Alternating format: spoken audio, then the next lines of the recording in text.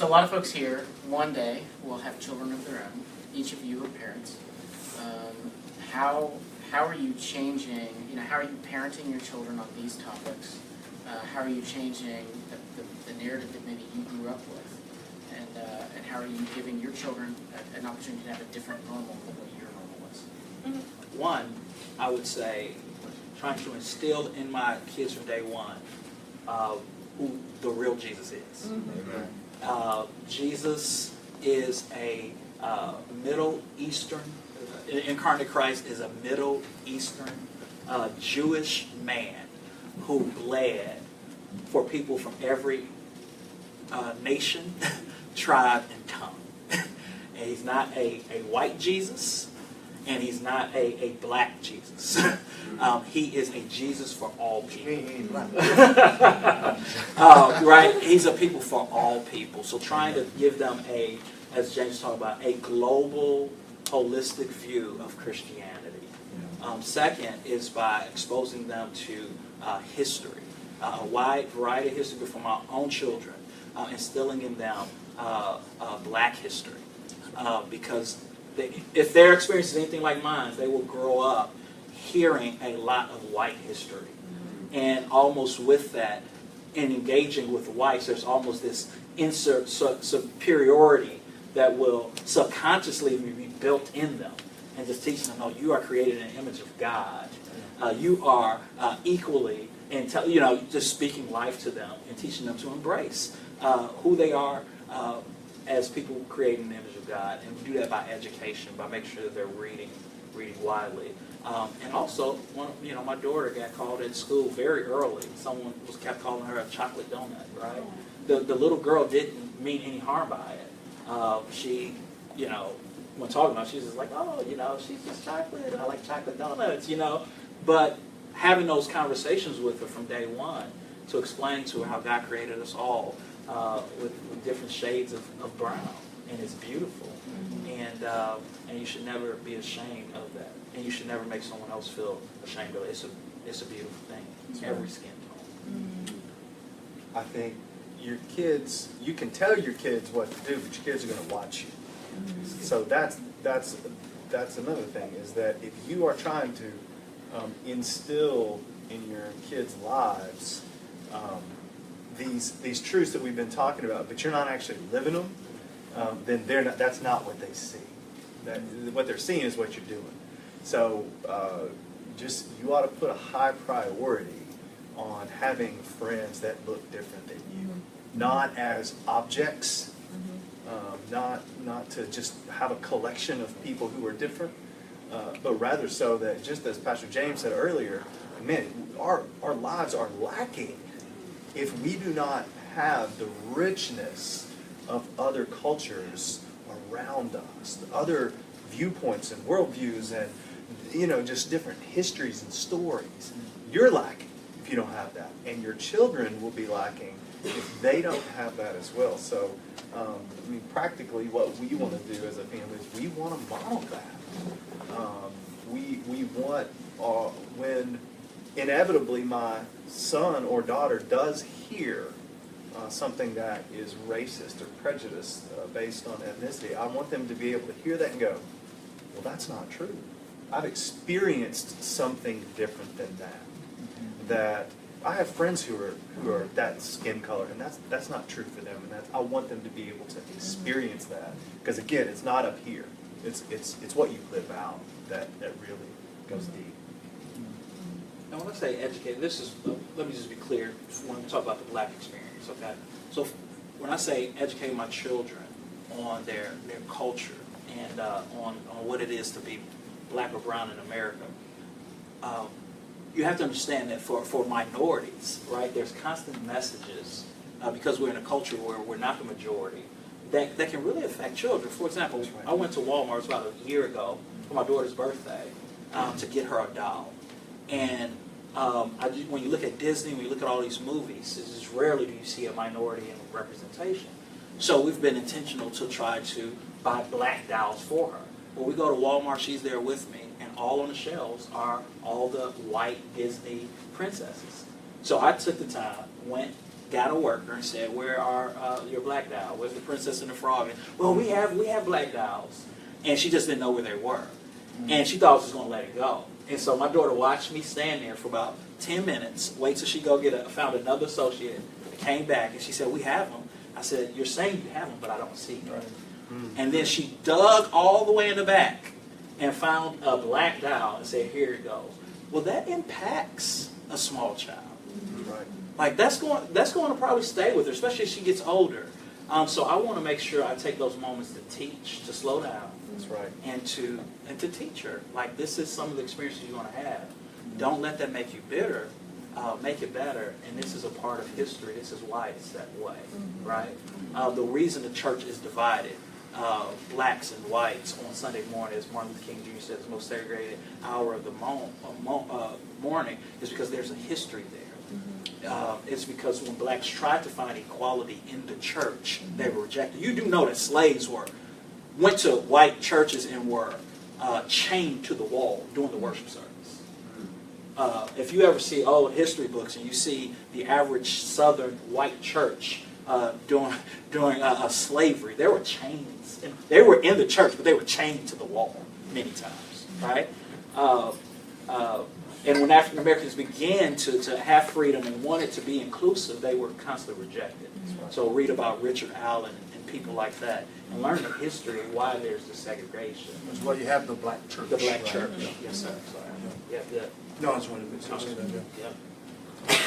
I was going to say real quick, the way I do that, because my upbringing was a lot different. I grew up hearing, don't go out to white man's land, which is code for if there's a lot of white folk out there, you don't go. Don't go to the East End. You just don't go. And there's certain just things that we were taught, growing up. My children are experiencing a very different upbringing than me. I would encourage you to give your children an international palate. Expose them to an international palate. It's very easy to have a limited palate, just do the things that you grew up with. But that, and a lot of times that's just what you look like, that type of thing. So we read particular children Bible books that are just filled with minorities, right? We do things like intentionally buy our kids dolls that look like them when we can find it, because it is a fight.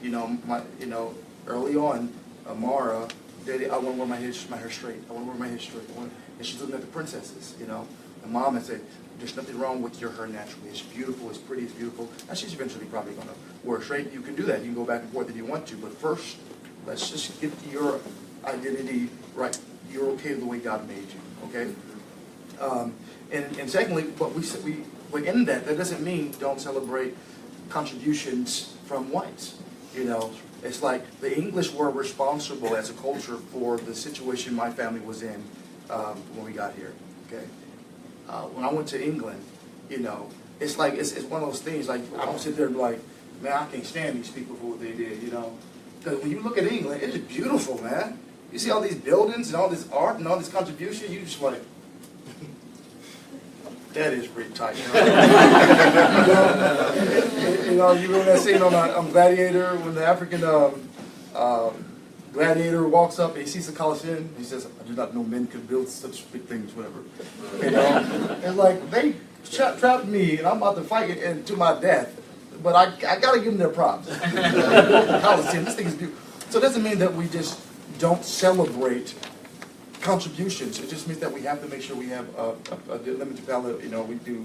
We do Spanish. We hear from our Asian brothers. From different Asian countries. We just want to mix it up. They're going to be even more sensitive to these things than Dad and Mom is. Dad and Mom. Yeah. Well, it's like kind of on the opposite side over here. My boys definitely have crazy different upbringing than I had. But anyway, so where I grew up in, like, even the public school that I went to is only white, and in the East End, and I was told, don't go to the West End, don't go to the West End, don't go to the West End. Well, one of my first acts of rebellion towards that was when I got my driver's license in my car, and I didn't feel like I needed to ask permission about anything really, but I just went and drove around the West End. You did what? She might be over for drugs. Good for you. Well, it was just funny. I was just like, I've got to see for myself if what I'm being told, and that's the thing. Like, I think you brought it up. Like, we can say, well, that's not what I heard. I heard this, this, and that. Well, Christian, you don't get to sit on gossip. You get to go after truth. And so, and I wanted to. Shouting over that. Ain't nobody shouting over that? But I wanted to go see, and what I saw was a really vibrant community, and I think that was the Lord's foreshadowing to me that where I was going to be planted, where I was going to be bringing up my family. So anyway, so yeah, we moved to Shelby Park 9 years ago. We've got a 7-year-old and a 2-year-old now, and our 7-year-old was the first white child in his school. He goes to the Weston School for Boys. And it's really the only place that I would entrust my child for 7 hours by other people to train him up as a man. Like, I mean, we are so blessed by this school. But with that said, where I had an only white upbringing, and really, I mean, and I think I would always go back to that image as a little girl, feeling the weight of my innocence being stripped from me when somebody put a division between me and my friend. And by their subtle words, I've always wanted to go back and to make right what has been made wrong. And I think that is a reflection of the Lord in us as the image of God, but it's not that way. It isn't on us. I want to say that and make that clear. But to see my son not have any, it never occurs to him to say anything like chocolate donut or anything about his friend's hair or anything like that.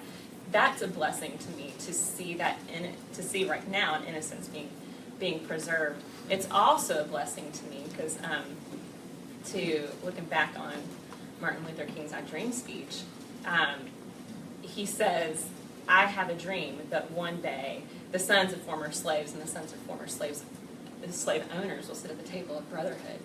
And I walk into school every day and I see his dream in action right here. And this is a godly man who had an internal perspective. And so I think, to tag on what Josh said, what we can miss out if we're not actively seeking to, even for white people, to be the minority, to step in and to take a student's position on a lot of things, then what we're missing out on is that eternal perspective, is that Revelation 7. Like, we don't always have that before our eyes, then it is so easy to sit back into our comfort and to only do dealings with gossip, to only do dealings with self-preservation. So I think the most important conversation so far that I've had with Samuel has been, he came home one day and he noticed all of a sudden that all of his friends are brown and he's peach. That's what he said.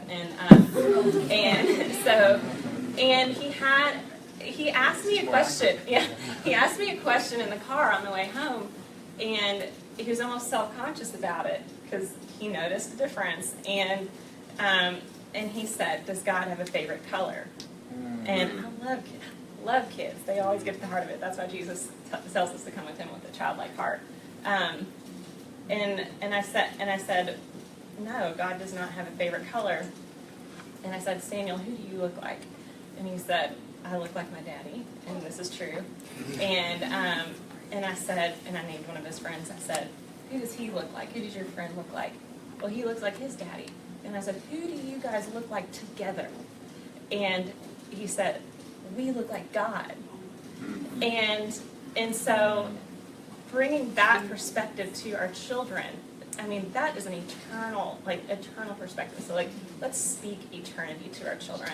And so, you know what his response was after, a little baby weight lifted off of him. He came with a weight on his shoulders and a little baby weight lifted off of him.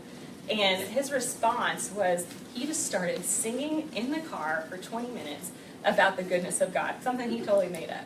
But that is the rightful response. That is the rightful response to realize that the power of God does break every chain, and that he shows no partiality. And when we show partiality, we are acting in defiance of the goodness of God. And God have mercy on us when we do that. So so I'm grateful. I mean, I don't think that we set off like going into Shelby Park thinking like, oh, we're going to be minority, yay! I think we were really young and unintentional in a lot of things, but God has shaped that time and directed us clearly when we've been really unclear, and as He's faithful to do so. So.